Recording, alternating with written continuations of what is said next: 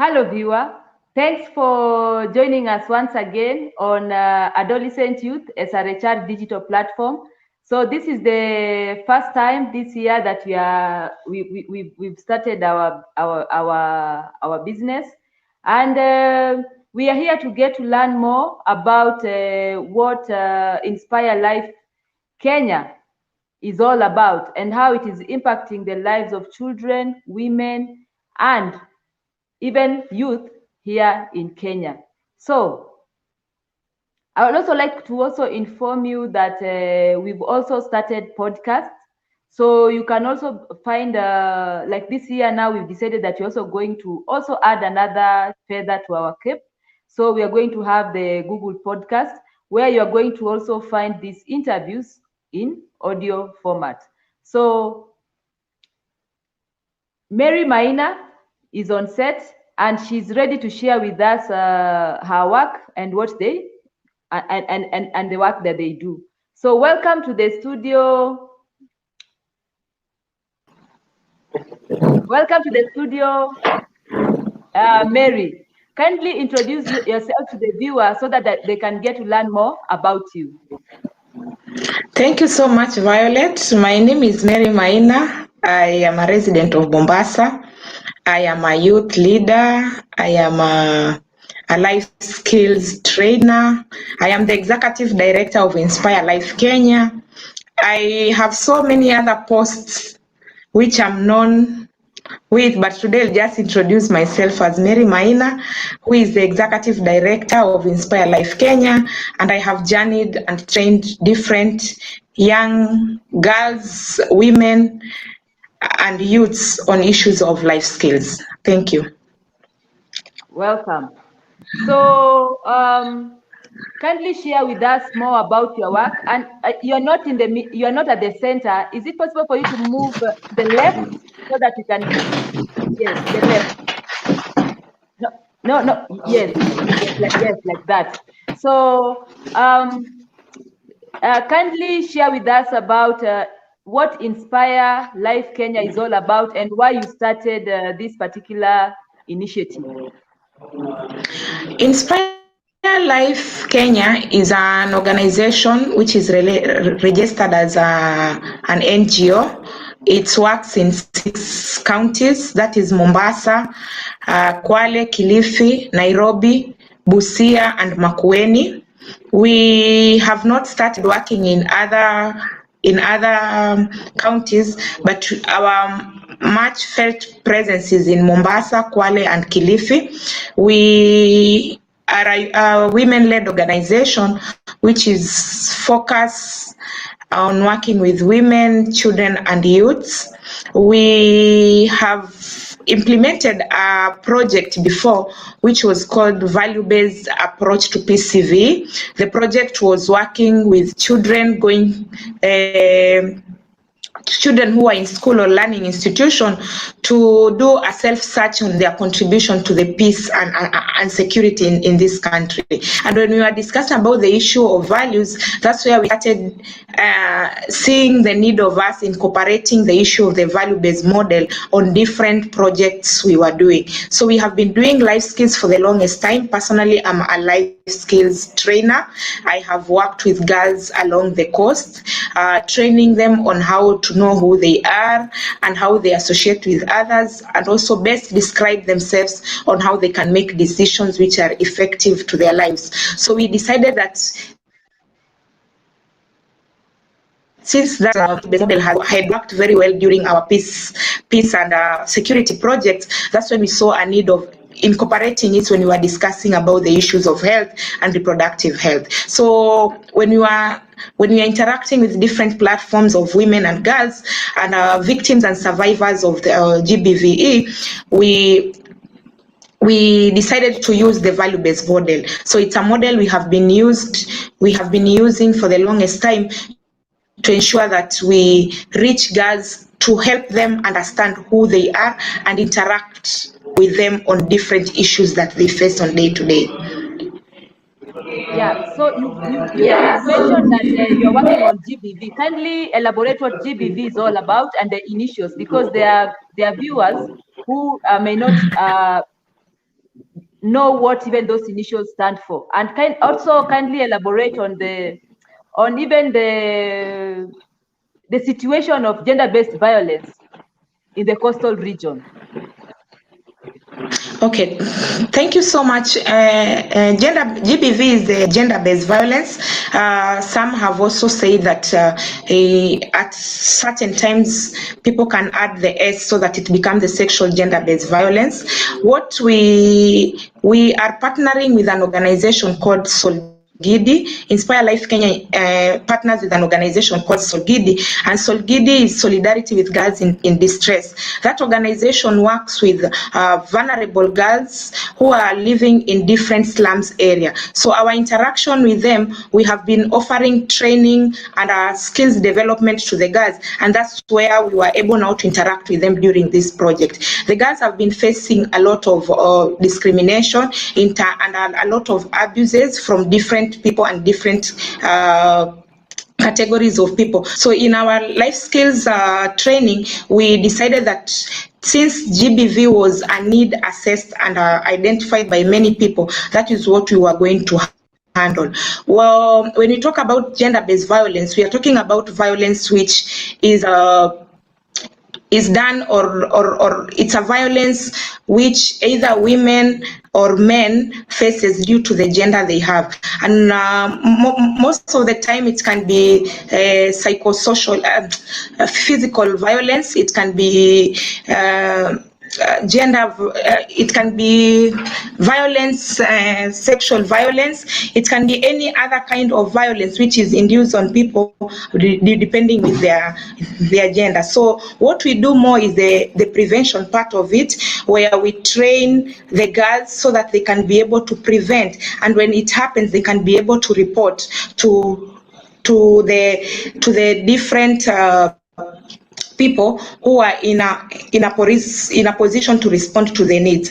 During the COVID period, we have received a lot of cases, and we partner with also other organizations who are working based on issues of the GBV. There's a lady called Topista Juma who works with Muhuri. She has been very helpful in ensuring that the cases which have been identified can be able to be responded on time, because we have a gender desk in every police station. Those gender desks, we refer cases to Topista, and she's in a position to also continue referring and guiding the girls and the women more. So ours is on the training part and the capacity building and the skills building part, where the organization has been called on different occasions by different organizations to offer the life skills value-based model, which helps the girls to reflect fully who they are and what they want to be, and also to be in a position to say no whenever any abuse or anything which they don't want has been directed to them. We started a campaign last year but one under the same discussion, where we were saying that the girls we were training, they could believe that they are enough. The hashtag is I believe I am enough, to help them just to understand on the different places they find themselves in, and how they can be able to have that self-worth, to understand that even whatever they are told to discriminate them or to make them feel unworthy, they are able to stand up and say that they are enough, and they can be able to stand for themselves and say no to what they feel that they don't want to do. All right. So kindly elaborate further on the value-based model. Okay, the value-based model. Want to know, yes.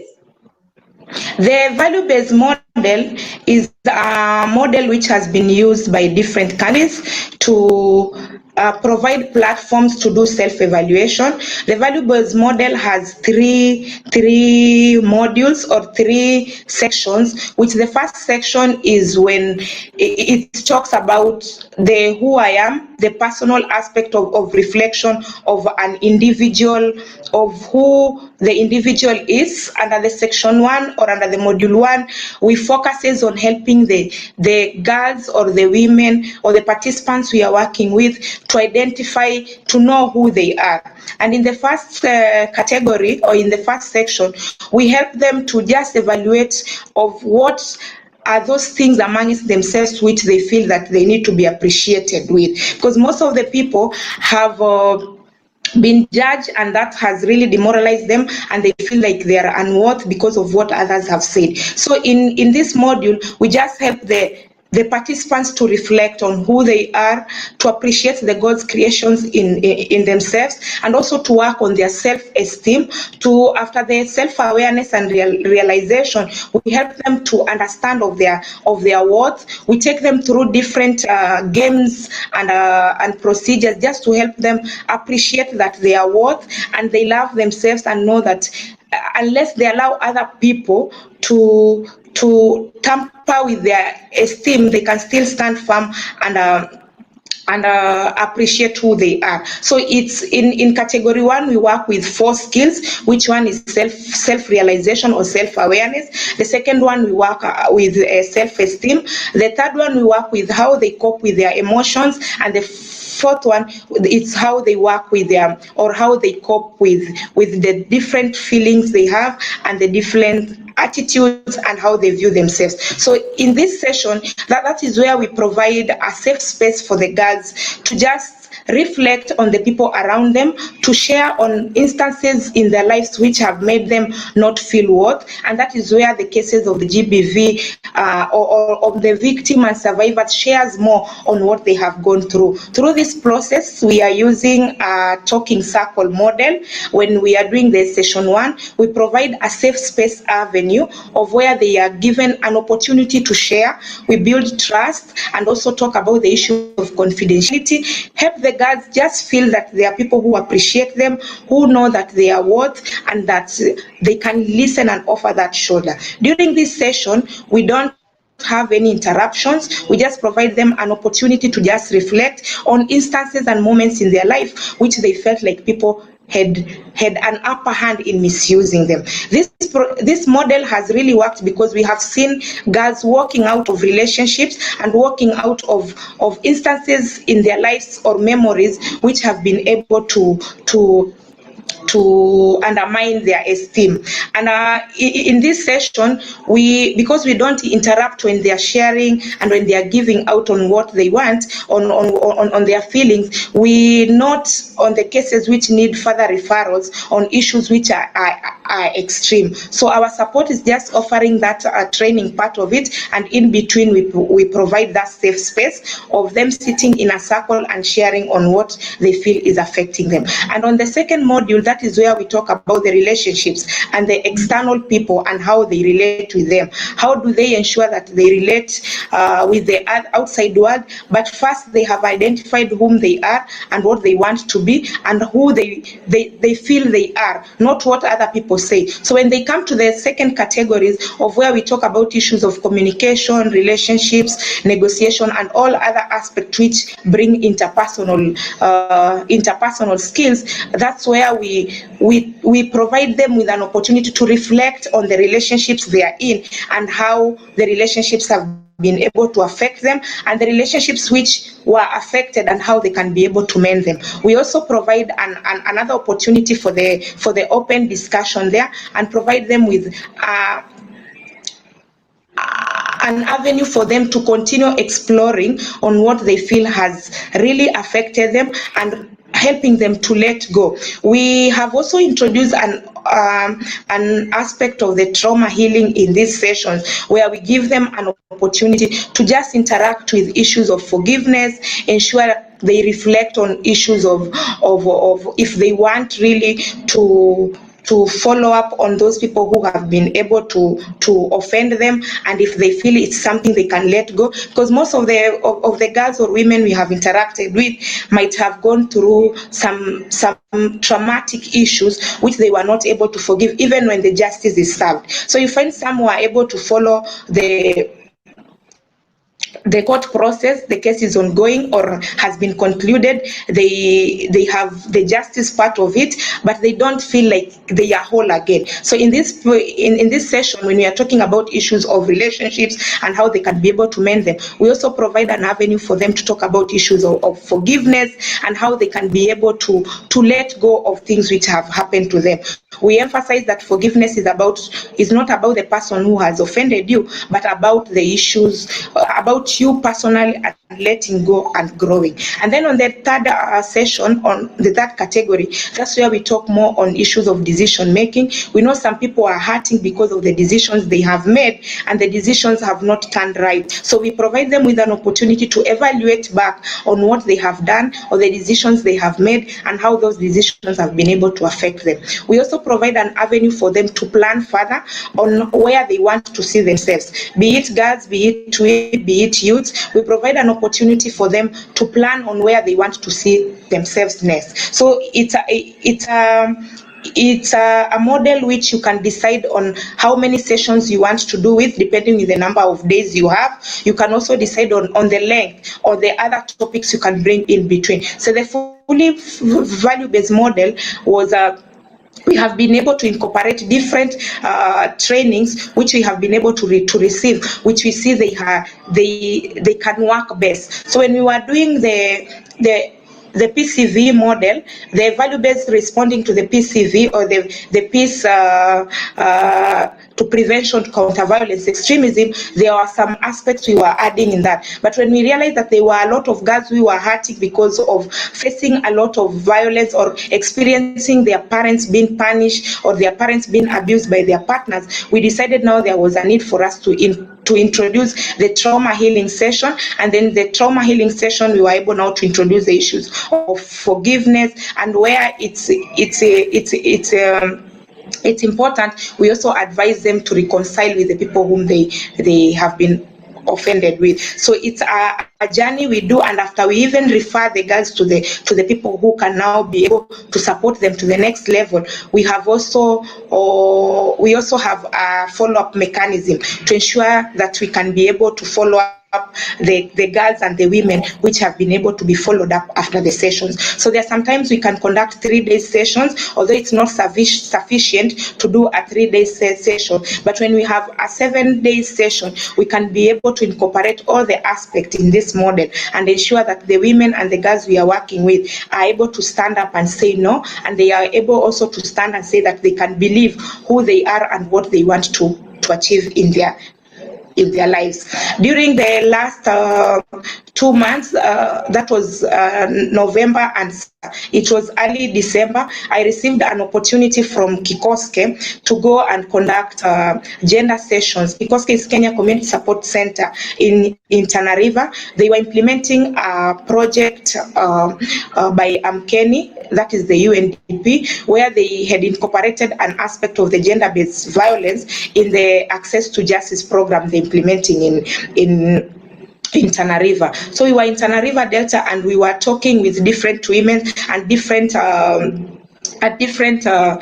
community members on how they view the issue of the gender-based violence and how culture has normalized and how different cultures had made the communities to normalize the issue of the gender-based violence, and where women sometimes, because of the culture, they don't feel like they are worth to stand and say, and when it happens, people are not speaking out. So it helped me to continue understanding the needs the community have, and the needs the community have to believe that they have a voice, they can voice out the issues which are affecting them, and they can also be able to say no to the things they feel are not supposed to be done to them. So there is need for as a country to continue encouraging people to believe on who they are. And it was in those sessions that I even realized that although we say women are more affected, but we also have a lot of men who are also experiencing the issues of gender-based violence, but they are experiencing the issue on silence. So there was a lot of sharing, and one thing with this model I've been able to learn from it, it's when when you provide a safe space for people to talk and vent, you get a lot of scenarios and situations which are happening on the ground. Sometimes when we are doing research and when we are doing the needs assessment, we just go and collect that, and people will just say for the sake of. But when we want to collect the situation of what is happening to the human beings and want to understand further on their suffering, I think there's a need for us to introduce a safe space model where they can be able to trust the people they are sharing the information with, and also to trust to share the issues out, to trust to talk of what they are facing, and knowing even if they will not be helped further, but that platform can be able to help them to share what is going on in their mind and in their hearts. Wow, wow, wow, wow, wow, wow. Great, great, great. So, kindly share with us more about even your team.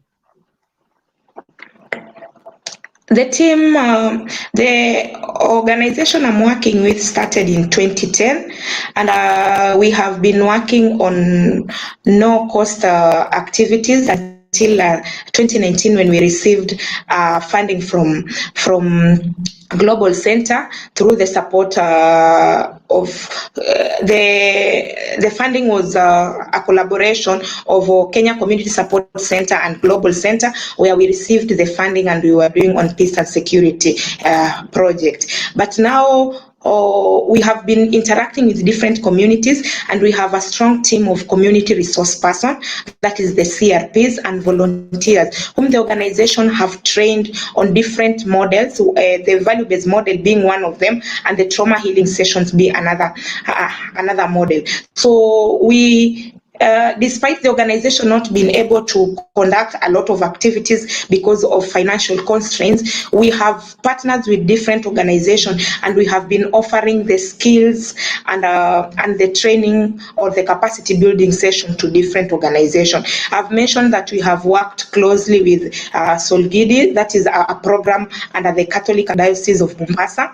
We have also worked with Trace Kenya to train some of the vulnerable girls they are working with. We have also worked closely with ICRH and other many organizations around which are working with girls and women, and we have also had opportunities through the support of different other organizations to reach to the communities. So where the organization is not able to conduct directly, we have been able to be contacted by different organizations to conduct these sessions to their different clients or beneficiaries. So we have a team of community resource persons who are 7, and we also have different volunteers on different occasions. When we train girls and women, there are some who raise concerns of wanting to join the team, and so we train them in between Mombasa, Kilifi and Kwale. We have developed a strong team of community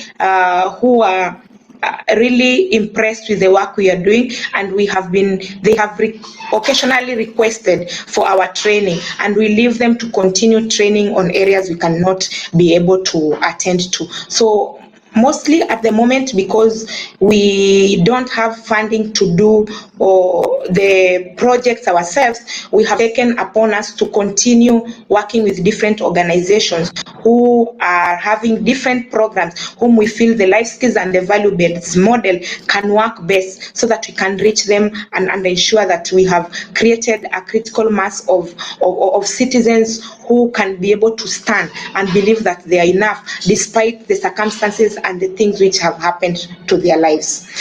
We also do a lot of school activities. We have different schools which we have been able now to follow up with girls, training them life skills and value-based model. And in these schools, we have been able to train champions. When we are done training them, they are able now to continue journeying with the different girls in the schools, who are able now to provide those safe spaces amongst the schools. And also we reach teachers and train them so that they can also be able to offer a hand and ear to the children who have been able to be affected. So I'll say that networking and collaboration with other organizations has helped us to reach to another length by sharing on the different skills and technical expertise we have to ensure that teams and organizations can be able to continue incorporating the value-based model in the organization. And we are also in the same value-based model, we introduce a culture, an organizational culture training, where we help organizations to understand how the culture of their organization can either continue harnessing the women and men and youth in the organization to speak up when issues happen, or sometimes organizational culture can make them to silence the voices of the people who are harassed or offended. So there's a component in our value-based model where we reach to organizations to train them on organizational culture, for them to understand further on how they can be able to open up on communication, on how people can be able to say whenever these things happens to them. Wow. All right. So, what message do you have for an adolescent or a youth or even women who are currently facing gender-based violence? What message do you have for them? One, the first message I will continue saying that unless you believe you are enough, people will just look on the weaknesses and what they feel that you don't have. But when you believe you are enough, you will be able to say no to things which are not right, and when the wrong things are done to you, you can speak up and say this and this was done to me. I know it's a process, but we can't afford to keep quiet whenever these things happen. We can't afford to keep quiet whenever we feel like whatever is happening to us is not right. So what I will encourage everyone, young women, young girls, and everyone who is there, who feels that they need to be respected. First, we need to appreciate who we are. In the sessions of self-realization and self-awareness, I've realized that people have taken advantage of us when they realize that we don't know who we are and we don't love ourselves. So we need to have self-love, embrace who we are. Nobody is perfect, but in our imperfection, that's where we get the perfect us. So let us form us who is perfect, so that the external people can be able to appreciate who we are.